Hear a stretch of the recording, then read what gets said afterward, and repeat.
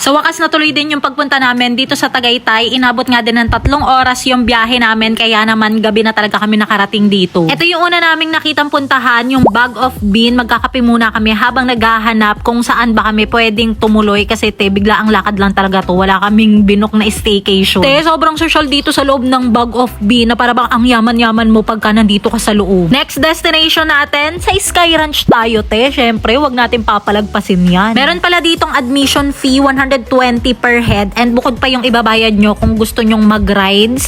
Meron din silang nakapromo na rides all you can, pero kami ang sinakyan lang talaga namin dito yung Sky Eye kasi magsasarado na din sila nung nakarating kami dito. Nakasakay na kami mga kabado, malala talaga si Pops. Yan, nagtaas na namin. Malapit na kami sa Palawan, guys. Para lang kami sumakay sa airport. After namin sa Sky Ranch, naghanap na nga kami ng makakainan namin kasi hindi pa talaga kami naghahapunan. At dito na nga kami napadpad sa Lobster Sinauna Restaurant. Nag-crave ako sa lobster pero nung nakita ko yung presyo, ay wag na lang pala. At dahil nga lumalalim na ang gabi, na i-stress na talaga ako, buti na lang dito sa pangatlong hotel na pinuntahan namin, meron pang available na isang room. So dito na nga kami nakapag-check-in sa La Mansion. And good morning naman sa inyo mga Teza. Eto nga pagkagising namin kinaumagahan, umakyat na kami sa 4th floor.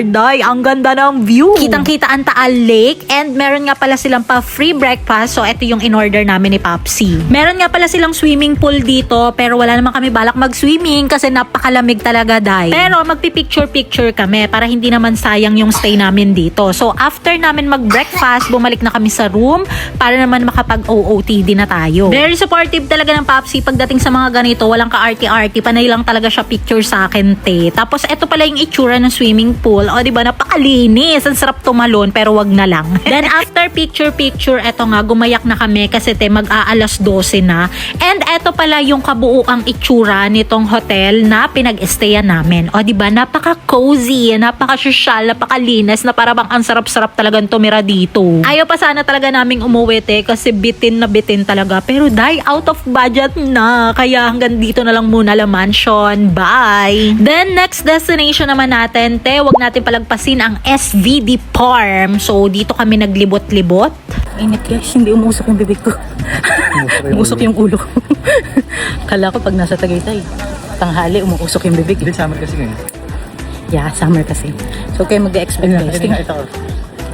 Nilibot lang namin yung buong farm kasi medyo mainit talaga. Expectation versus reality ang naganap sa akin. Pero expect nyo na talaga na pag pumunta kayo ngayon, mainit kasi nga naman summer. Pero nilibot pa rin namin yan para talagang sulit yung pagbisita namin dito sa Tagaytay. Girl, ang laki ng penya! Okay, next, pumunta naman tayo sa Mala Switzerland daw. So, nandito na kami sa Crosswinds. Nandito na kami sa Woodbury. Ay, hindi. Crosswinds pala. Guys, ang ganda ng mga puno dito. Dito medyo malamig-lamig pa. Ganda, super relaxing. Sarap maglakad. Tapos yung mga puno dun sa kabilang banda. Parang yung pinag-shootingan daw ng The Walking Dead. Mas maganda maglakad-lakad dito siguro mga hapon. Kasi ngayon ang oras 12:30 pa lang. Dito sa Crosswinds mga medyo medyo okay yung klima niya. Kahit mainit, malamig yung hangin. Grabe, sobrang ganda dito, Ang sarap magmuni-muni, ang sarap bumuo ng pangarap, 'di ba? Ayan yung napapalaha. And eto yung hindi namin nalibot actually yung buong lugar kasi sobrang lawak niya. Medyo nakakapagod din, pero grabe, busog na busog talaga yung mga mata namin sa mga puno na nakikita namin. Sobrang relaxing talaga dito, Yung mga nakikita kong gumagawa ng review dito sa may Crosswinds, merong mga fog, siguro mga 6 to 7 ng umaga ganon. Tapos yung bandang paggabi na, kaya lang hindi na namin maaabutan yun, kasi pauwi na din talaga kami.